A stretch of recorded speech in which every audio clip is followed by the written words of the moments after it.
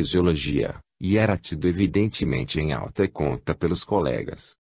Ele realizou um trabalho brilhante, afirmou-nos um cientista tcheco.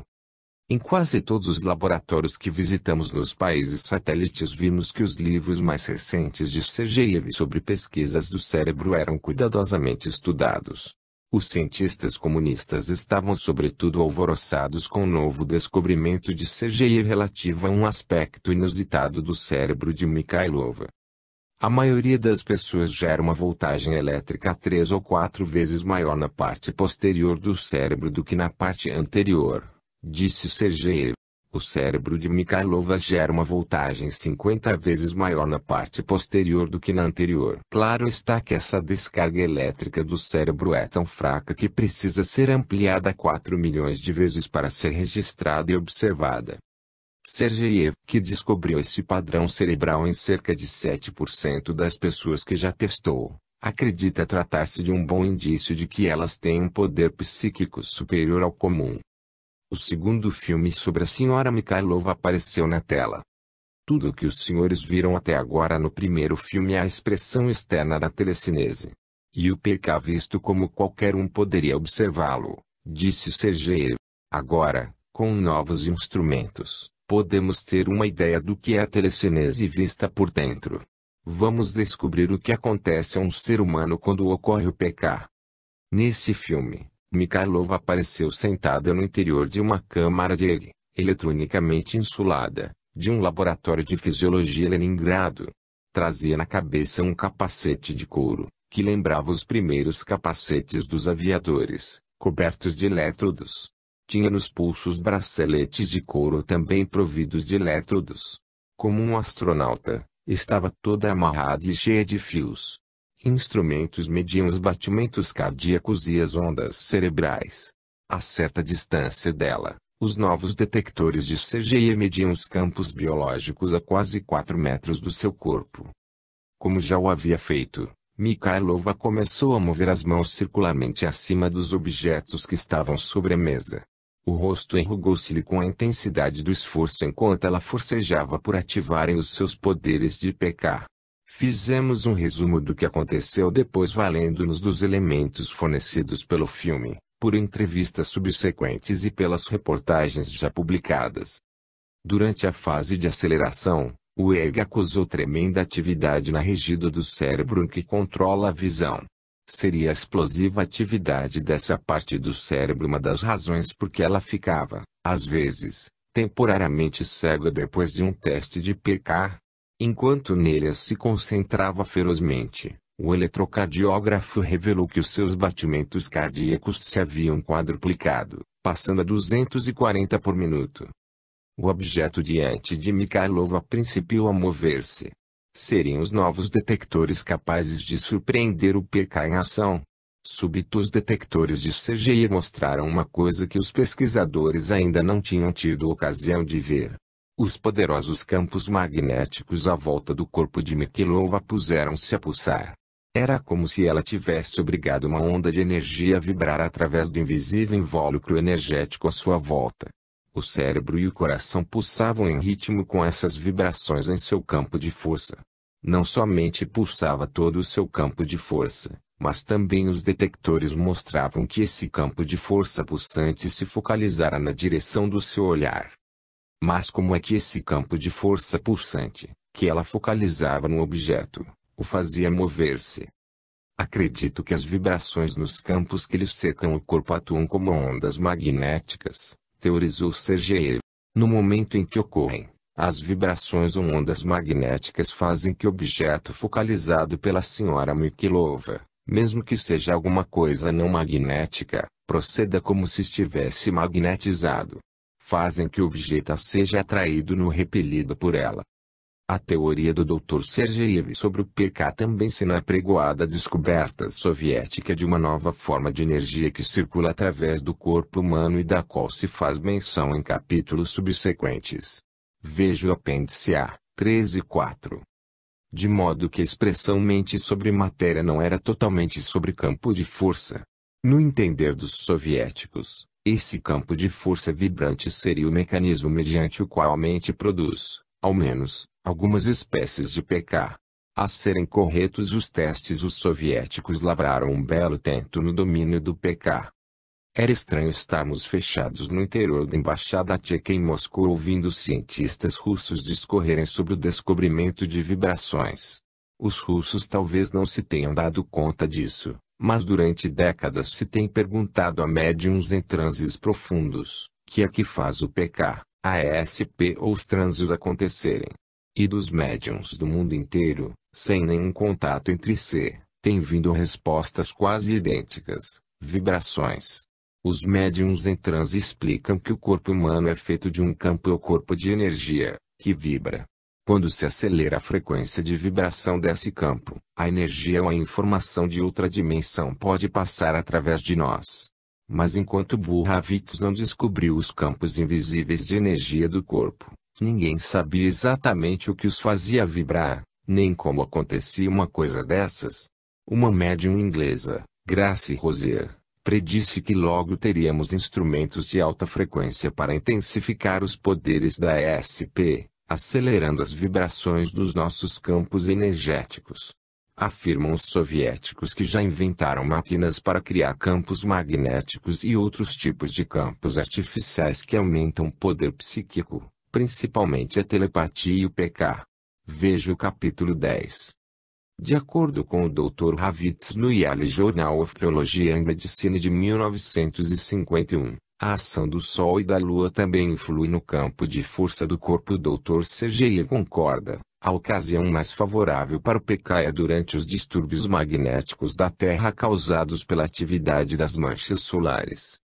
Dizem os soviéticos que três coisas afetam os nossos campos de força e, portanto, o nosso poder psíquico: os campos produzidos por máquinas, os campos naturais produzidos pelo Sol, pela Lua e provavelmente pelos planetas, e as mais importantes de todas, as emoções humanas.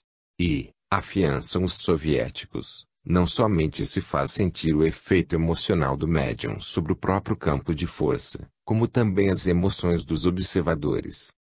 Foi muito difícil persuadir disso alguns cientistas, explicou Eduardo Naumov. Eles esperam que os seres humanos funcionem como se fossem máquinas. Não parecem compreender que os campos de força deles mesmos poderiam estar afetando a senhora Mikhailova. Ela é uma personalidade extremamente excitável e nervosa. Alguns cientistas, que não conhecem psicologia nem bioinformação, irradiam impressões desagradáveis e suspeitas, que ela capta. Somos capazes de realizar uma demonstração de PK a qualquer momento, mas, em presença de pessoas desagradáveis, a senhora Mikhailova leva, às vezes, 7 horas para fazer girar a agulha da bússola. A influência negativa deles não ajuda. Pelo contrário, cercada de pessoas amistosas, a agulha da bússola pode começar a mover-se até 5 minutos depois. O campo de força humano, a história do casulo dinâmico de energia que nos envolve, mal havia principiado. Os soviéticos não dispunham apenas dos detectores do Dr. CGI para delinear esse envolvimento à distância. Tudo faz crer que eles também possuem um método de fotografá-lo. Veja os capítulos 16, 17, 18. O que estava começando a emergir era uma nova imagem do ser humano, não uma criatura alienada, mas um ser enredado no fluxo e no refluxo de tudo mais que o cerca. Os campos magnéticos pulsantes das máquinas, da Terra, da Lua e do Sol, os nossos pensamentos e emoções, bem como os dos outros, tudo influi nos campos de força dos nossos corpos e, por seu turno, dizem os russos, em nossos poderes psíquicos. O Dr. Sergeyev fez outra descoberta desconcertante. Colocou os detectores a alguma distância do corpo de um homem clinicamente morto. Não se registraram ondas cerebrais, não se observaram batimentos cardíacos. Mas os detectores puseram-se a funcionar. A 4 metros do corpo sem vida do homem os campos de força eletromagnética estavam pulsando. Dir-se-ia que alguma energia estivesse sendo liberada. A famosa médium e clarividente Elaine Garrett, presidente da Fundação de Parapsicologia de Nova York, afirmou ter visto espirais de energia saindo dos corpos de pessoas mortas recentemente, até 3 dias após a morte.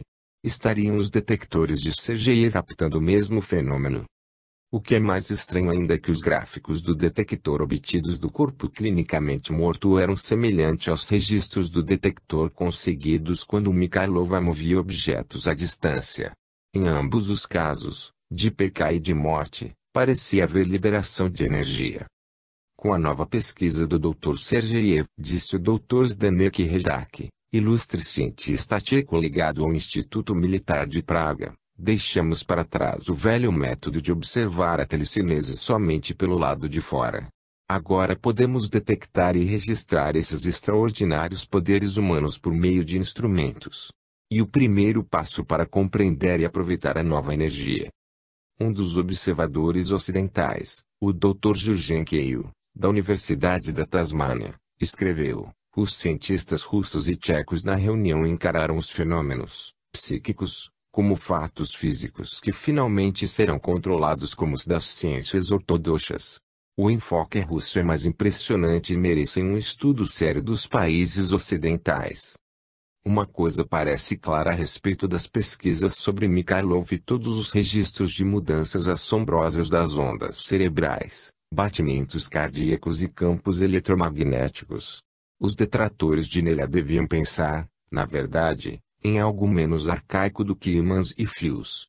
Modificar as ondas cerebrais tão drasticamente utilizando apenas fios ou ímãs seria também, por si só, uma proeza supernormal.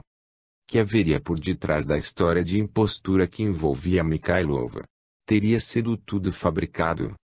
Nelia Mikhailova não surgiu como médium consumada de PK no cenário científico soviético. Alguns anos antes, estivera convalescendo de uma doença no hospital de Leningrado. Para passar o tempo, dedicou-se ao bordado. Certo dia, quando a enfermeira lhe trouxe uma sacola de meadas de várias cores, Nelia, sem olhar, enfiou a mão na sacola. Queria uma linha vermelha, outra amarela e outra verde. Quando retirou a mão do fundo da sacola, eram essas as cores que estava segurando. Num relance, compreendeu que as escolhera entre muitas meadas misturadas dentro da sacola, sem as ver. De uma forma ou de outra, a sua mão reconhecera as cores. Voltando para casa, viu um artigo de jornal a respeito de Rosa Kulesova, que, dizia-se, era capaz de ver as cores com as mãos. Também posso fazer isso, pensou Nelia, agitada. Precisando submeter-se a um exame médico, mencionou a ideia aos seus médicos, os doutores S. G. Feinburg e G. S. Belyaev. E uma das típicas ironias da ciência é que o Dr. Feinburg, cético confirmado a respeito da visão sem olhos e da capacidade psíquica em geral, acabasse sendo um dos primeiros confirmadores da existência de tais aptidões. O descobrimento dos seus novos talentos não tardou a levar nele a um dos maiores fisiologistas da Rússia, o Dr. Leonid Vassiliev. O Dr. Vassiliev realizou meticulosas experiências sobre a sua capacidade e fez que ela demonstrasse os seus dotes paranormais diante de dezenas de cientistas. Em 1964, convocou-se uma conferência especial de notáveis cientistas para assistir à demonstração de Mikhailova e, de acordo com o número de janeiro de Smena, a conferência foi um sucesso. O Dr. Vassiliev entrou a fazer conjecturas sobre como poderia morrer a visão cutânea. Se as mãos de Mikhailova podiam ver, era possível que estivessem emitindo alguma espécie de energia X. Ora, se havia uma energia, ela talvez pudesse fazer outras coisas além de ver sem olhos. No meio de uma experiência de visão cutânea com Mikhailova, Vassiliev se lembrou de que um famoso pesquisador grego, o Dr. Atanagras, descobrira que um dos seus pacientes era capaz de fazer girar a agulha de uma bússola mantendo as mãos acima dela. Na inspiração do momento, Vassiliev arranjou uma bússola, colocou-a diante de Nelia, e animou-a a tentar. Ela nunca experimentara fazer isso antes e, naturalmente, não tivera oportunidade de preparar-se com antecedência para o teste. Estendeu as mãos sobre a bússola e ali as conservou. A agulha moveu-se. O Dr. Vassiliev descobrira uma talentosa portadora de PK. Daí por diante executou uma série de experiências de PK. Logo descobriu que Mikhailova, por meio do PK, era capaz de mover também outros objetos à distância. Nelia Mikhailova, a mocinha que estivera na frente de batalha durante o cerco de Leningrado, via-se agora na frente de outra luta, para descobrir novos potenciais do ser humano. Fez inúmeras demonstrações de PK para cientistas. Em certa ocasião, pesquisadores universitários lhe pediram que modificasse o curso da areia numa ampulheta. Em lugar de mudar o curso da areia, consoante os relatos, ela mudou, à distância, a própria ampulheta. Antes que o PK de Nelia fosse inteiramente testado, aconteceu uma desgraça. Nelia foi acusada de trocar dinheiro no mercado negro. Se ela realmente o fez, não sabemos. Mas operar no mercado negro na Rússia deve ser quase tão comum quanto abusar da velocidade no Ocidente. Fomos muitas vezes abordados por pessoas que comerciavam no mercado negro na rua Gorky em Moscou, em Leningrado e em Kiev, até no interior de hotéis, sobretudo em elevadores. Soviéticos tentavam negociar sapatos, roupas ou dinheiro. Mas embora seja uma infração corriqueira, a conversão fraudulenta de fundos é um delito grave na URSS. Mikhailova foi condenada à prisão. Somente a intervenção de um cientista de tamanho prestígio quanto o Dr. Vasiliev, agraciado com a Ordem de Lenin, uma das mais altas condecorações da União Soviética, conseguiu salvá-la. Ele argumentou que ela deveria estar mentalmente desequilibrada na ocasião em que fez o negócio, se é que realmente o fez, e, aparentemente, as autoridades permitiram que Nelia fosse conduzida a um hospital em lugar de ser levada para a cadeia. As acusações de fraude não tinham nada a ver com as suas capacidades telecinéticas, avisou-nos o Dr. Hidak. Nunca se descobriram imãs no corpo da senhora Mikhailova. O Instituto de Metronomia da Rússia, que a estudou, constatou apenas um campo magnético intensificado perto do seu corpo. Mas nenhum imã escondido. Entretanto, em lugar de examinar o fenômeno mais atentamente, os observadores limitaram-se a concluir que poderia haver imãs escondidos, rematou Hidak. Todos nós temos um campo de força ao redor do corpo, mas o de Nelia é mais forte que o da maioria. Os cientistas que a estudaram chegaram à mesma conclusão. Mas os cientistas do Instituto de Metronomia recusaram-se a tirar as viseiras. Não lhes ocorreu que a capacidade de Nelia para mudar o seu inusitado campo de força poderia ser a base do seu PK.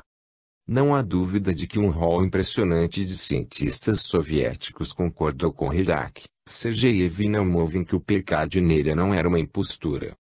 O Dr. Hidak fez pessoalmente experiências com Mikhailova e relatou-as no Pravda Tcheco. Visitei a família Mikhailova, Kulagin, na noite do dia 26 de fevereiro de 1968. O Sr. Blazek, um editor meu amigo, estava em minha companhia, como também estavam um médico, o Dr. J.S. Zverev e o Dr. Sergeyev. O marido dela, um engenheiro, também se achava presente. O Dr. Zverev realizou um meticuloso exame físico da senhora Mikhailova. Os testes feitos com instrumentos especiais não apresentaram nenhum indício da presença de imãs ou de qualquer outro objeto escondido. Examinamos a mesa por todos os modos e solicitamos à senhora Mikhailova, muitas vezes, que mudasse de lugar. Passamos uma bússola ao redor do seu corpo, da cadeira e da mesa, com resultados igualmente negativos. Pedi a ela que lavasse as mãos.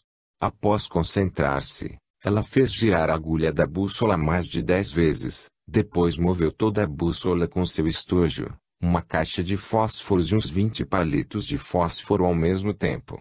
Coloquei um cigarro diante dela. Ela movimentou também com um olhar. Em seguida, desfiz inteiramente o cigarro, mas nada encontrei no seu interior. Nos intervalos entre cada série de experiências ela era novamente examinada pelo médico. Pus o meu anel de ouro em cima da mesa. Ele se moveu mais depressa do que todos os outros objetos. Disseram-me que, seja qual for a sua natureza, essa energia afeta mais o ouro do que qualquer outro material. O anel de ouro que se moveu foi tirado por mim do meu dedo e colocado sobre a mesa. A senhora Mikhailova passou as mãos sobre ele e o anel deslocou-se na sua direção. Fios ou quaisquer outros meios de apreensão estavam inteiramente fora de cogitações. Os palitos e a caixa de fósforos eram nossos e a senhora Mikhailova não tivera oportunidade de prepará-los. Pedimos-lhe que não somente aproximasse mas também afastasse de seus palitos. Também lhe pedimos que movesse apenas um palito especificado por nós, que se achava no meio dos outros. De acordo com o testemunho do Dr. Redak, ela fez tudo isso. Mais tarde, colocamos 2 bússolas à sua frente e que solicitamos que movesse apenas uma delas. Ela o fez. A energia telecinética da senhora Mikhailova pode ser dirigida pela sua vontade, concluiu Redak. Escolhi alguns objetos de vidro e porcelana que estavam no bufete e coloquei-os sobre a mesa. Eu mesmo tirei xícaras, pratinhos, um saleiro de vidro do guarda-louça. Foram selecionados por mim e ela não teve a oportunidade de prepará-los. Pesavam cerca de 200 gramas cada um. A senhora Mikhailova fez-los andar também. A pedido nosso, movimentou objetos que se achavam numa cadeira ou no chão. A fraude era impossível, visto que ela estava sentada numa sala muito bem iluminada, controlada pelo Dr. Zverev, pelo Dr. Sergeyev, pelo Sr. Blazek e por mim mesmo.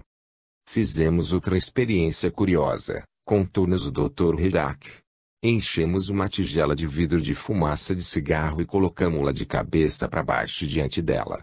À distância, ela cortou a massa de fumaça a meio, como se fosse uma substância sólida.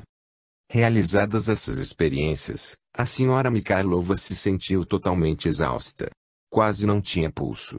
Mal podia mover-se e o seu rosto estava pálido e contraído. Perdera quase 2 quilos em meia hora. De acordo com o relato do Dr. Zverev, o ele revelou intensa excitação emocional. Os seus batimentos cardíacos eram arrítmicos. A taxa de açúcar no sangue subira muito e o sistema endócrino estava perturbado. Todo o seu organismo se achava enfraquecido como que em consequência de uma tremenda reação ao estresse. Ela perdera a sensação do gosto, doíam-lhe os braços e as pernas. Não conseguia coordenar os movimentos e sentia-se zonza. Mais tarde, contou que o seu sono foi agitado. Veja apêndice A, 5 e 6. Vimos ainda outro filme de Mikhailova que mostrava fenômenos semelhantes de PK. Nesse filme ela aparece não só dentro de casa mas também fora, num jardim. Os objetos perto dela giravam ou deslizavam em direções diferentes. Isso nos faz pensar no que pode acontecer num carro em que ela viaje como passageira. Recentemente alguns filmes de Mikhailova chegaram ao Ocidente. Cientistas de outros países satélites também a examinaram. Entre eles figuras o Dr. Georgi Lozanov, diretor do Instituto de Sugestologia e Parapsicologia da Bulgária. Ele assistiu a testes de PK em Leningrado e planeja realizar novos trabalhos com Mikhailova em seus próprios laboratórios.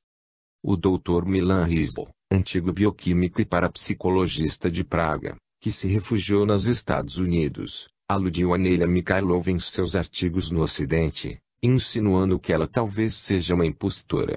O Dr. Rizl foi o primeiro cientista comunista a receber um prêmio ocidental, o Prêmio MC Dolgal de 1963, pelo seu trabalho no campo da parapsicologia. Depois, infelizmente, como muitos comunistas que recebem prêmios e dinheiro no Ocidente, começou a ser encarado com desconfiança por alguns dos seus colegas soviéticos. Em resultado disso, nunca foi convidado para testar o PK da senhora Mikhailova, e o que ele tem escrito sobre nele parece basear-se nos artigos inexatos de jornal de autoria de Vladimir Volk. Depois da conferência, enquanto tomávamos o champanhe e a sorvete de praxe, um jovem físico extremamente parecido com o romancista Pasternak falou-nos dos seus próprios testes com Mikhailova. Ele também apresentara um relatório a respeito da conferência.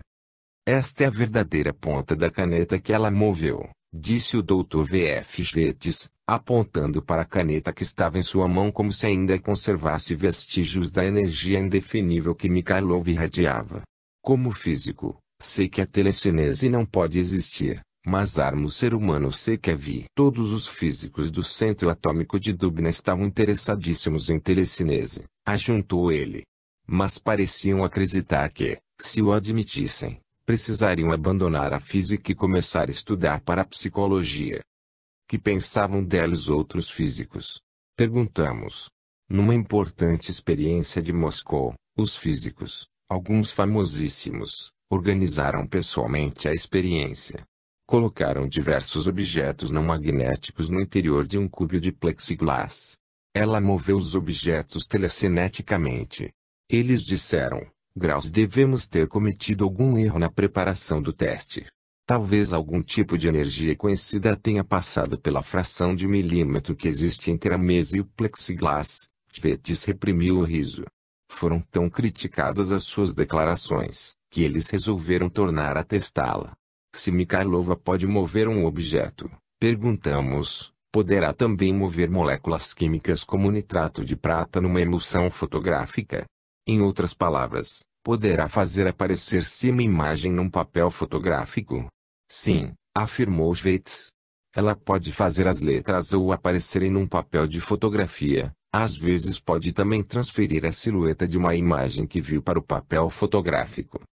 É possível que o descobrimento do campo de força flutuante em torno de Mikhailova durante o PK projete alguma luz sobre a estranha capacidade de terceiros nos Estados Unidos para criar, segundo se afirma, imagens dos seus pensamentos em filmes Polaroid. Os soviéticos que conhecemos e que estavam trabalhando com ele mostravam-se ávidos de informações a respeito de Sirius. Em março de 1968, o Dr. I.A. Terlitsky, da cadeira de Física da Universidade de Moscou, detentor do Prêmio do Estado, declarou no Prada de Moscou: as demonstrações de telecinese de Mikhailova me parecem naturais. Pode haver forças, nem eletromagnéticas nem gravitacionais, capazes de mover objetos como faz Mikhailova? Sim, pode haver. Cheguei a essa convicção como físico. Por que estão essas forças ligadas ao homem e ao seu cérebro?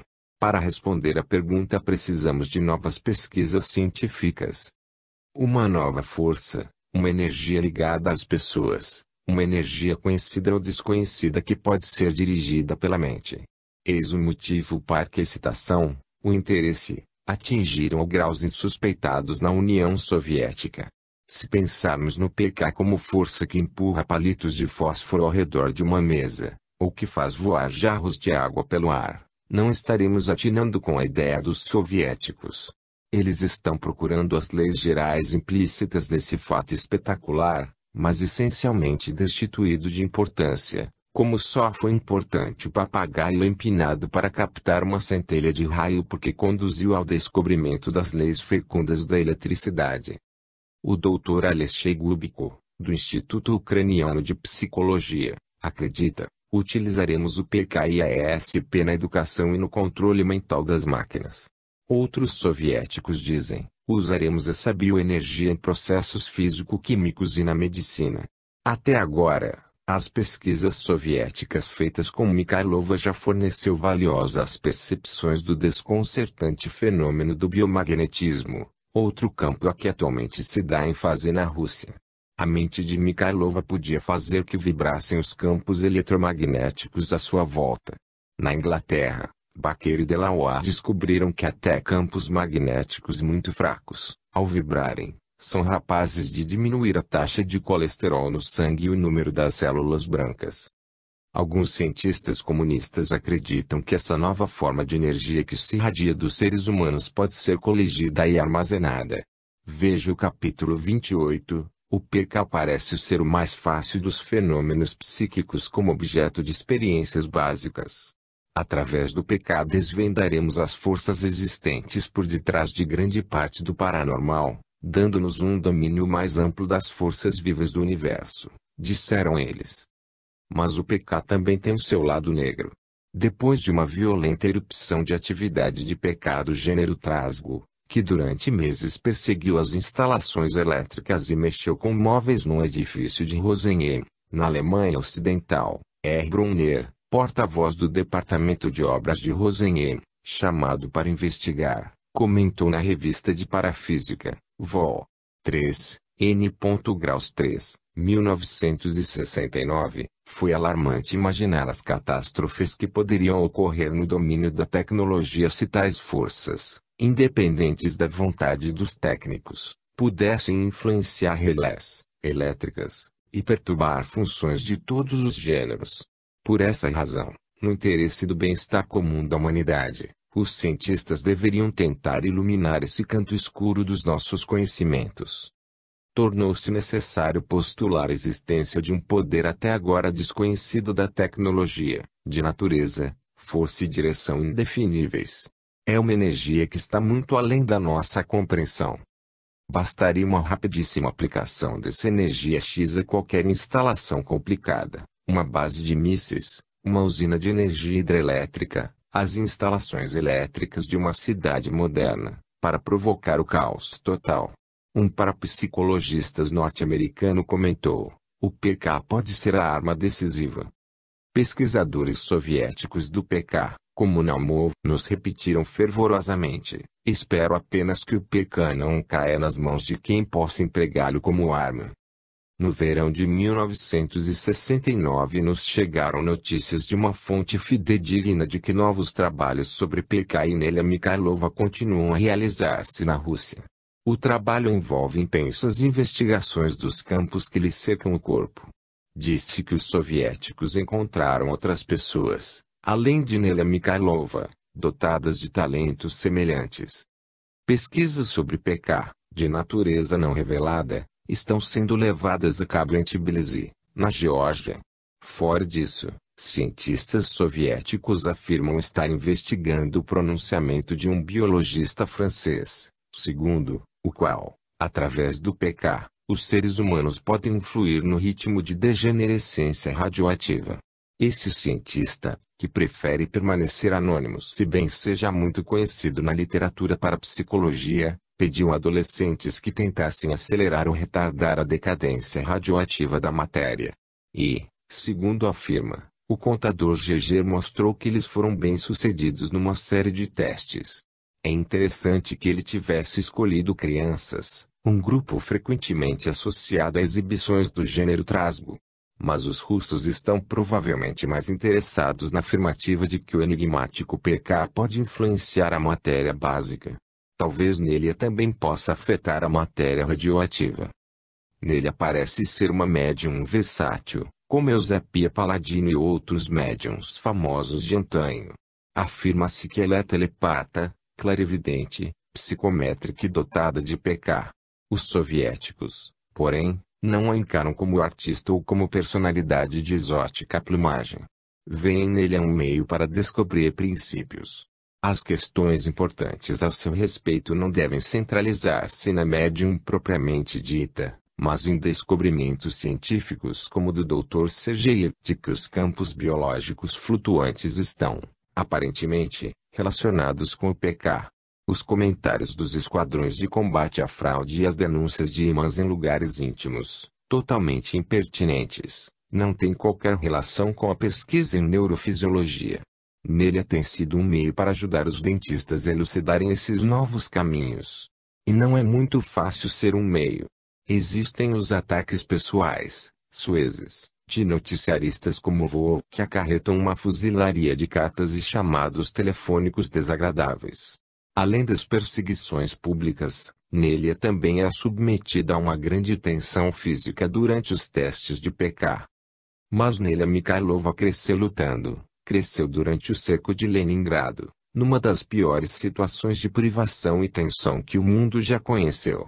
Não há razões para crermos que venha a tirar a toalha no tablado enquanto os cientistas acreditarem que podem descobrir mais coisas sobre o potencial e a maravilha ainda não compreendida do ser humano, amarrando-a como um astronauta e prendendo-a num laboratório cheio de máquinas. 7. Espaço interno e espaço externo. Quando Yuri Gagarin se tornou o primeiro homem a girar no espaço ao redor da Terra, as pessoas saíam às ruas de Moscou cobertas de cartazes em que se lia: "Urra! O cosmo é nosso!". As multidões embandeiradas e comovidas, jubilosas e cantantes, que se comprimiam na Praça Vermelha, eram reais. As profundas reverberações no plexo solar eram genuínas. Nenhum burocrata teria podido ordenar a ressonância emocional que empolga a maioria dos soviéticos ideia do cosmo. Eles têm anseios ascensionais. Os parapsicologistas não estão imunes à mística do espaço. Sonham fundir a exploração do espaço interno com a do espaço externo. Têm razões de sobra para prosseguir. Kai Tsiolkovsky, pai da técnica russa dos foguetes, é uma figura em que parecem combinar-se os irmãos Wright e Lindbergh no panteão soviético. Na década de 1930, ele disse, principalmente na era, que está próxima, dos voos espaciais, as capacidades telepáticas serão necessárias. E elas ajudarão o desenvolvimento da humanidade. Ao mesmo tempo em que o foguete espacial deve levar os homens ao conhecimento dos grandes segredos do universo, o estudo dos fenômenos psíquicos pode conduzir-nos ao conhecimento dos mistérios da mente humana. E precisamente a solução desses problemas que nos promete as maiores conquistas. 3 decênios mais tarde, em 1967, a publicação russa Notícias Marítimas dizia: os cosmonautas, quando estão em órbita, parecem capazes de comunicar-se telepaticamente com maior facilidade entre eles do que com as pessoas que ficaram na Terra. Um sistema de treinamento de psi foi incorporado ao seu programa de treinamento. Espera-se que isso os ajude a perceber e evitar perigos iminentes. Os parapsicologistas estão pensando em vastas extensões do espaço. A telepatia, cuidam eles, poderá ser a linguagem comum quando os cosmonautas saudarem pela primeira vez as espaçonaves de outros sistemas solares. A ESP poderá ser um canal de comunicação entre a Terra e outras civilizações da galáxia. Talvez a ESP seja usada para estabelecer contato com OVNIs, objetos voadores não identificados, ou compreendê-los. Primeiro que tudo, os soviéticos voltaram a sua atenção para uma criatura que já está nos seus laboratórios, o ser humano. Eles gostariam de aparelhar os cosmonautas com poderes vivos próprios, a fim de apoiar o seu mecanismo eletrônico no espaço. Um desses planos de apoio vivo envolve mensagens codificadas através da ESP na Terra, a telepatia fluiu de câmaras blindadas, que cancelam as ondas de rádio. Teoricamente, a telepatia poderia ser usada na comunicação espacial quando o rádio se apaga, o que é muito importante porque as demoras e atos radiofônicos aumentarão à medida que as astronaves se afastarem da Terra. A ideia do código principiou a tomar forma entre os telepatas no fim da década de 1950, mais ou menos quando Sputnik I entrou em órbita. Mensagens em código permitiriam aos parapsicologistas enviar e receber informações específicas, a miúde abstratas. Em lugar das imagens mudas, a linguagem se moveria telepaticamente. Em março de 1967, os soviéticos transmitiram uma mensagem telepática codificada de Moscou a Leningrado. Para fazê-lo, reuniram muitos dos seus novos conhecimentos de fisiologia da ESP. O constante Kalo Nikolaev recebeu a mensagem. Yuri Kamensky enviou-a violentamente.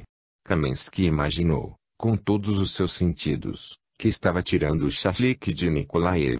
Esmurrou-lhe o rosto, chutou-lhe as pernas, derrubou-o ao chão. Como escreveu o repórter soviético desses testes, felizes cientistas, um longo assalto, que durou 45 segundos, representou um traço em código Morse. Assaltos curtos de 15 segundos representavam um ponto. Kamensky não sabia a palavra que estava enviando de Moscou, através do espaço. Ele só tinha uma lista de traços e pontos. Em Leningrado, a doutora Pavlov e o doutor Sergeev ligaram Nikolaev ao aparelho de EEG e a outros dispositivos de registro. O sensível Nikolaev começou a receber os impulsos telepáticos. O EEG indicou os comprimentos de recepção, longos e curtos. Cônscio da emoção que lhe era dirigida, Nikolaev também anotou a duração de cada assalto psíquico. 7 sinais Morse formavam a palavra transmitida. Da primeira vez, calculando o comprimento, Nikolaev captou direito os 7 sinais Morse. Decifrados, descobriu que Kamensky enviara de Moscou a Leningrado, de cérebro a cérebro, a palavra MIG, que significa imediato, e a comunicação imediata, seja de Minsk a Pinsk, seja de uma espaçonave à Terra, é o que os parapsicologistas têm em mente. Códigos telepáticos intricados também foram usados com êxito e estão sendo testados e aperfeiçoados em laboratórios búlgaros e tchecos. Mas talvez a primeira pessoa a propor o sistema básico tenha sido um homem que provavelmente nunca pensou em esmurrar o nariz de ninguém. Douglas Dean, eletroquímico, técnico em computadores e ex-presidente da Associação de Parapsicologia da América do Norte. Em 1960, o Dr. Dean soube de uma descoberta acidental feita pelo Dr. Stepan Figar, de Praga. Figar descobriu que o pletismógrafo, um dispositivo que registra alterações no volume do sangue, poderia indicar quando alguém estivesse sendo influenciado pelo pensamento de outra pessoa. Dean começou a partir desse ponto. Com os engenheiros Robert Taetz e John Melaski do Newark College of Engineering de Nova Jersey, ele transformou o antiquado pletismógrafo num sistema telepático que poderia, um dia, ser usado por astronautas. Em primeiro lugar, descobriu uma coisa extraordinária. Quando um emissor telepático se concentra no nome de uma pessoa que estamos ligados por laços emocionais, podemos acusar uma alteração do volume sanguíneo. Deitados num estado de descontração, não temos consciência de estar recebendo mensagens telepáticas. Entretanto, captamos alguma coisa, que, às vezes, ocasiona diminutas alterações em nosso torpe. Ao que tudo indica, 25% das pessoas podem acusar essa recepção telepática inconsciente. Antes dos soviéticos, Douglas Dean demonstrou claramente, através dos gráficos imparciais fornecidos por um instrumento, que a telepatia pode influir nos processos corporais. Em 1964, Dean falou a respeito do seu proposto sistema de comunicação psi perante o Conselho de Sociedades Tecnológicas de Canaveral, por ocasião da primeira conferência espacial. No sistema telepático de Dean, o emissor se concentra num nome que tem uma carga emocional para o receptor. Este, ligado ao pletismógrafo, acusa uma mudança do volume sanguíneo. A mudança equivale a um ponto no código de Morse. O traço é representado pela ausência de emissão durante um período específico de tempo. 322, 356. Utilizando seus nomes carregados, Dean comunicou-se entre uma sala e outra, entre um edifício e outro, e entre Nova York e a Flórida, a 1820 quilômetros de distância. Com isso estamos pensando, sem dúvida, na comunicação espacial, contou-nos Dean. É provável que os russos estejam olhando também nessa direção, por exemplo, quando nos aventurarmos a chegar mais longe, digamos a Júpiter, as comunicações de rádio se atrasarão por mais de uma hora. Achamos que nos será possível eliminar esse atraso com auxílio da telepatia. Ou, teoricamente, empregando a clarividência ou precognição, talvez se possa estabelecer uma comunicação instantânea. Ou quase. Todos os parapsicologistas russos que conhecemos tinham ouvido falar em Douglas Dean na distante Newark. Muitos outros russos também sabiam dos seus trabalhos. Em 1966, o Komsomolskaya Pravda apresentaram um apanhado da obra de Dean.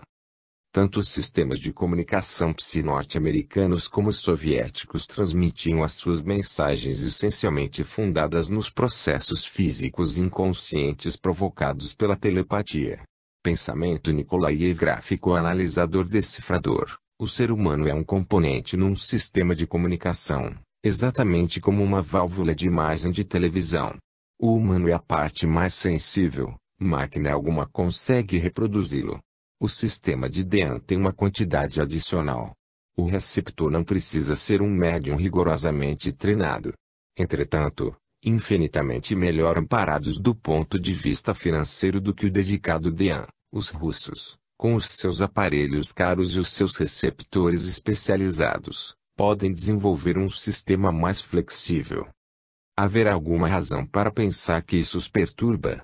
Louis Pauwels, redator da revista francesa Planète, comentando a informação que lhe enviou a Novosti sobre o importante congresso de parapsicologia realizado em fevereiro de 1968, observou que muitos notáveis cientistas soviéticos aparentemente acreditam que a pesquisa do psi é importante para favorecer a ciência e a tecnologia. Muitos afirmaram que, na aventura do espaço, os astronautas talvez recorressem à telepatia a fim de comunicar-se com a Terra ou entre si. E Pauwels acrescentou: isso reafirma a posição assumida em 1966 por um cientista russo no Congresso de Astronáutica em Paris. Os soviéticos parecem estar se esforçando muito. Num dos nossos testes, observou Naumov, Nikolaev foi mantido numa sala escura durante 7 horas. Ligado aos instrumentos, foi preciso alimentá-lo com uma colher. Em seus esforços por elaborar um sistema de comunicação psíquica, os soviéticos puseram de lado a ideia fixa de só mandar imagens telepáticas. Tentaram enviar cargas de emoção. E também tentaram transmitir telepaticamente cargas de sons, zumbidos ou silvos. Kaminsky concentrou-se em descargas longas e curtas de sons para projetar uma palavra entre 2 laboratórios em Leningrado. Essa palavra de código também tinha 7 sinais Morse, cada qual foi emitido, em forma de impulsos, 7 vezes. Segundo a doutora Pavlova, na primeira vez Nikolaev recebeu conscientemente 5 os 7 sinais. Na segunda, 6. Combinados, os resultados permitiram que se decifrasse a palavra ira, que era correta. 2 outros nomes pulsaram telepaticamente, Janine e Lenin. Será o emprego de nomes um eco do sistema de DEA. Das 21 letras transmitidas telepaticamente em código, 18 foram captadas com absoluta clareza nesses testes, observou Naumov. A nossa meta, naturalmente, é enviar mensagens muito mais extensas, o que significa que teremos de inventar novas combinações. Por enquanto, o cérebro acaba criando um hábito, uma resposta condicionada. Precisamos usar um regime durante 15 minutos e depois passar para outro. Utilizando imagens telepáticas, os soviéticos também conseguiram enviar palavras em código de Moscou a Tomsk, cidades distantes uma da outra parte 4.800 quilômetros. Esses sistemas de comunicação psíquica, pelo menos os que nos foram descritos, não estão suficientemente aperfeiçoados para permitir aos cosmonautas a transmissão de lances de xadrez a adversários em outras espaçonaves. Alguns soviéticos estão persuadidos de que um dos usos práticos da telepatia consiste em jogar xadrez fora deste mundo. Seria estranho, contudo, que os soviéticos não continuassem tentando aperfeiçoar um sistema de comunicações telepáticas e espaciais. Até o conservador doutor e político Gan, diretor da seção de bioinformação Popov, disse à imprensa soviética que a telepatia terá aplicação sempre que for impossível empregar outros meios de comunicação. Pode ser usada em voos espaciais, disse ele. Imagine-se a pane de um rádio num voo cósmico. Bastaria transmitir telepaticamente o número 5, por exemplo. Informar as estações terrestres que o rádio não estava funcionando e que elas precisariam tomar providências. Isso exigiria, naturalmente, uma pessoa especializada, que seria recrutada entre as bem dotadas e exercitadas. Kogan também é de opinião que expedições perdidas ou que estejam correndo perigo na Terra poderiam usar um SUS telepático. E tendo em mente a curiosa aliança entre psi e submarinos, códigos telepáticos poderiam ligar um submarino a um navio à terra firme.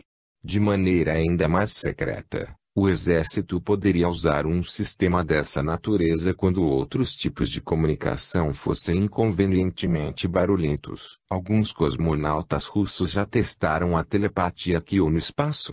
Não o sabemos. Talvez o soubesse o Dr. Eugênio Bekomineci, quando era diretor de Biotecnologia e Pesquisas Humanas e Tecnologia para a NASA. Em 1963, ele confessou aos delegados à 14ª Federação Internacional de Astronáutica em Paris, a natureza e a ciência de certos fenômenos de comunicação eletromagnética entre organismos vivos constituem, segundo se afirma, objeto de estudos altamente prioritários dentro do programa espacial tripulado soviético. Khomensky acrescentou que o grosso da ciência ocidental estava começando a reparar nesses fenômenos e aludiu aos trabalhos do Dr. Henry Parrish, neurologista e parapsicologista norte-americano. Em 1967, outro ilustre norte-americano, profissional liberal, trouxe à Rússia a notícia de que lá se falava em psi no espaço. Os parapsicologistas soviéticos lhe haviam contado que os cosmonautas faziam experiências psíquicas realmente fenomenais. A União Soviética está tentando experimentar todos os meios possíveis de comunicação entre o cosmo e a Terra, explicaram os russos. Uma cosmonauta, por exemplo, recebia instruções para concentrar-se em certos princípios e objetos. Num momento determinado, telepatas na Terra lhe registravam o pensamento. Como tudo que é militar, disseram eles, os dados e resultados serão classificados.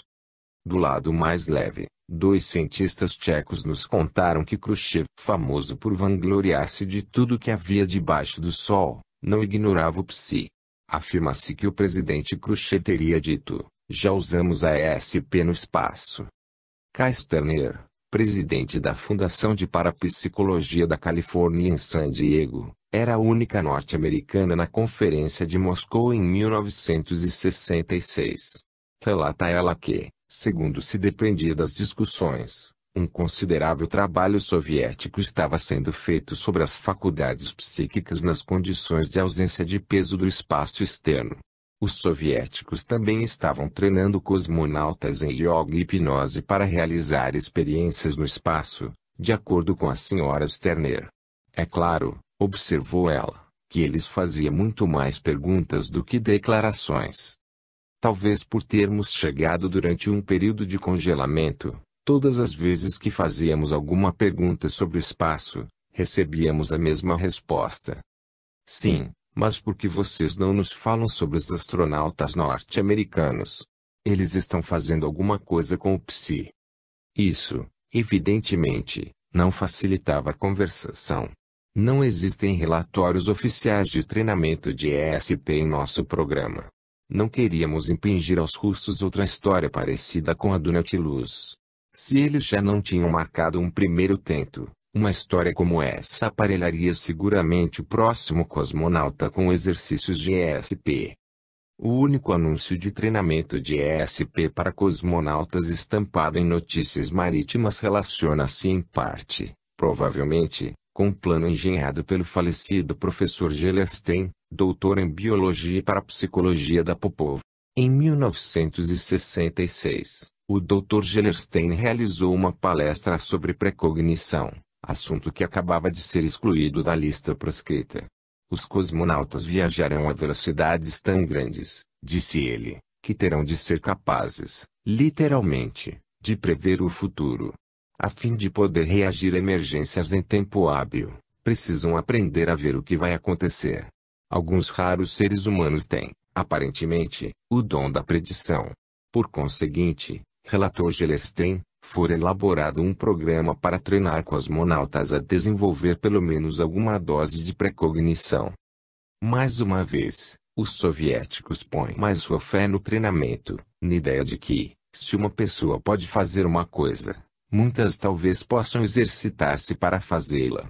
A parte a crença marxista no treinamento, Gellerstein poderia também se reportar à autoridade moral do pioneiro espacial Tsiolkovsky, cujas ideias, como as da maioria dos heróis soviéticos, são vigorosamente repetidas.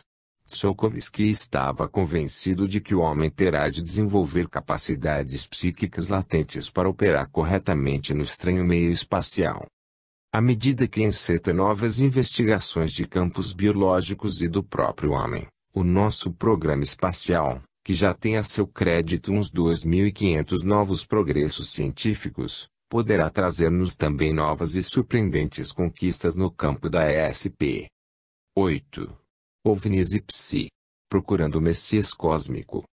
A autoridade em espaço Kay Tsiolkovsky, que acreditava num universo abundantemente povoado, era o refúgio de alguns cientistas soviéticos que começaram a ver coisas estranhas, oficialmente não existentes.